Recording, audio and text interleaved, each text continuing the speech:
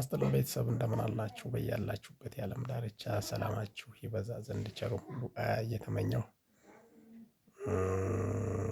እንግዲህ ዛሬ ታላቅ በዓል ነውና እንኳን ለጌታችን ለመድኃኒታችን ለኢየሱስ ክርስቶስ የትንሣኤ በዓል በሰላም አደረሳችሁ። በየትኛውም የዓለም ኮርነር የምትኖሩ ኢትዮጵያውያንና እንዲሁም ለኦርቶዶክስ እምነት ተከታዮች በሙሉ በተለይ በሀገራችን በየጉዳንጉዱ ለምትኖሩ በአንድም በሌላም በልታችሁ የዋላችሁም እንዲሁም ነገን ተስፋ አድርጋችሁ የምትኖሩ ቤተሰቦቻችን ወገኖቻችን ሁሉ ቀጣይ ዓመት አምና እንዲህ ነበር ያን ቀን አለፍነው የምንልበትን ዘመን ያመጣልን ዘንድ መልካሙን ሁሉ እየተመኘው